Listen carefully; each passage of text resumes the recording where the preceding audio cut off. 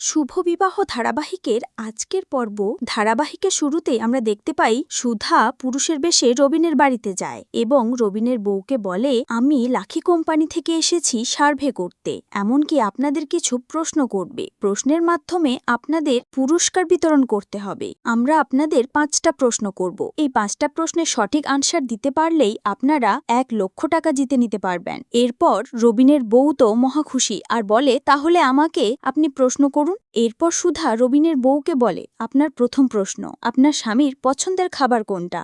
তখন রবিনের বউ বলে, ওর তো বিরিয়ানি পছন্দ, আমরা কালকেও বিরিয়ানি খেয়েছিলাম। এরপর সুধা দ্বিতীয় প্রশ্ন করে, আপনাকে যদি ফ্রিতে ঘোরানো হয় তাহলে আপনি কোথায় ঘুরতে যাবেন এবং সাথে কাকে নিবেন? ঠিক তখনই রবিনের মেয়ে এসে বলে, বাহ, আমরা ঘুরতে যাব, সাথে আমি, তুমি আর বাবা। এরপর সুধা একটা কৌটা থেকে কিছু চিরকুট বের করে দেয় আর বলে, আপনি এখান থেকে একটা চিরকুট উঠান, আপনি যেখানে ঘুরতে যাবেন। তাছাড়া আমাদের কোম্পানি থেকে একটা জায়গাতে ফিক্সড করা আছে, ওখানে ছাড়া কোথাও যেতে পারবেন না। এরপর রবিনের বউ চিরকুট উঠিয়ে সুধার হাতে দেয় এবং সুধা বলে, আপনি ঘুরতে যাওয়ার সুযোগ পেয়েছেন। পরবর্তীতে রবিনের বউ খুশিতে নাচতে নাচতে রবিনের কাছে ঘরের মধ্যে চলে যায়। কিছুক্ষণ পরে রবিনের বউ এসে বলে, আপনারা তো 1,00,000 টাকা এবং মঙ্গলসূত্র দিতে চেয়েছিলেন, সেটা আমাকে দিন। রবিনের বউয়ের কথা শুনে সুধা বলে, আপনাদের কি ব্যাংক অ্যাকাউন্ট আছে? তখন রবিনের বউ বলে, আমার স্বামীর আছে। কেন, আপনারা কি ক্যাশ টাকা হাতে দেন না?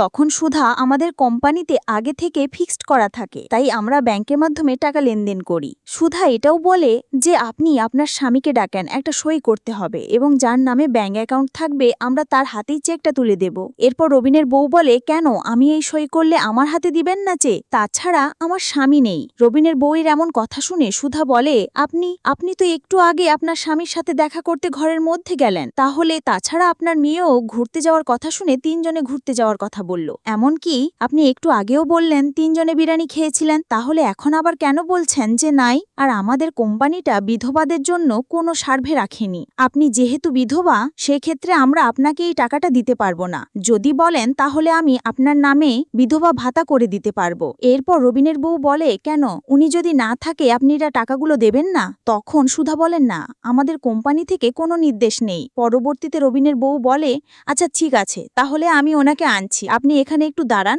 এরপর রবিনের বউ ঘরের মধ্যে চলে যায়। পরের পাটে আমরা দেখতে পাই পুলিশ স্টেশন থেকে পুলিশ তেজকে কোর্টে নেওয়ার জন্য নিয়ে যায়। সেখানে পুলিশ তেজকে বলে, আপনার স্ত্রী তো বড় বড় কথা বলে গেছে, এখনো তো কোনো প্রমাণ দেখাতে পারলো না। পুলিশের কথা শুনে ঝিনুক বলে, আমার দিদি যেহেতু বলে গেছে প্রমাণ এনে দেবে, সে যেমন করেই হোক প্রমাণ আনবেই। কিছুক্ষণ পরে আমরা দেখতে পাই বসু মল্লিক বাড়ি থেকে জ্যোৎস্না, তরিতা এবং ছোট তরিকে নিয়ে আসে। তরিকে দেখে তেজ জ্যোৎস্নাকে বলে, দিদি ভাই, তরিকে এখানে কেন এনেছো? তখন জ্যোৎস্না বলে, তোকে দেখার জন্য মেয়েটা সারা রাত অনেক কান্নাকাটি করেছে, তাছাড়া কিছুই খায়নি, তাই তো নিয়ে আসলাম। এদিকে পুলিশ তেজকে বলে, আর সময় নষ্ট করবেন না তেজ বসু মল্লিক, এখন আমাদের কোর্টে যেতে হবে। তখনই তরি পুলিশকে বলে, পুলিশ আঙ্কেল, আমার বাবাকে ছেড়ে দাও, আমি বাড়ি নিয়ে যাব। তখন পুলিশ কিছু বলতে যাবে, তখনই সমুদ্র তেজ বলে, ছোট বাচ্চার সামনে এইসব বলবেন না। এরপর পুলিশ সমুদ্র ও তেজকে বলে, যখন খুন করেছিলেন তখন কি মনে ছিল না বাড়িতে একটা ছোট বাচ্চা আছে?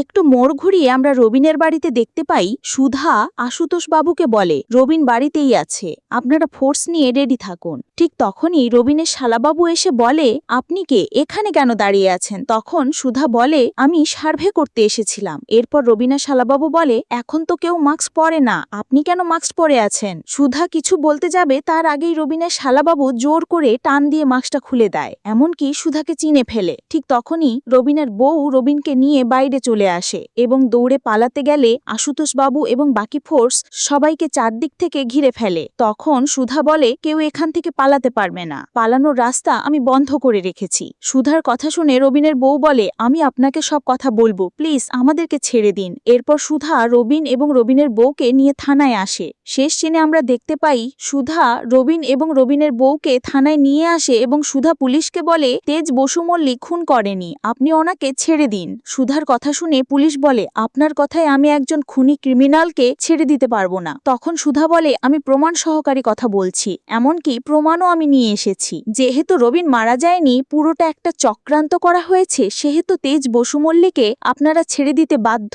পুলিশ রবিন এবং রবিনের বউকে দেখে খুব অবাক হয় আর বলে, আমরা রবিনের ডেথ সার্টিফিকেট দেখেছি, তাহলে আপনি এখন ওনাকে কোথা থেকে নিয়ে আসলেন? পুলিশ সুধাকে এটাও বলে যে আপনি নিজের স্বামীকে বাঁচানোর জন্য রবিনের মতো হুবহু দেখতে একজনকে এখানে নিয়ে এসেছেন। পুলিশের কথা শুনে সুধা চুপ করে পুলিশের দিকে তাকিয়ে থাকে। তো বন্ধুরা, এই ছিল আজকের আপডেট। পরবর্তী আপডেট পেতে আমাদের চ্যানেল এখনই সাবস্ক্রাইব করুন। ধন্যবাদ।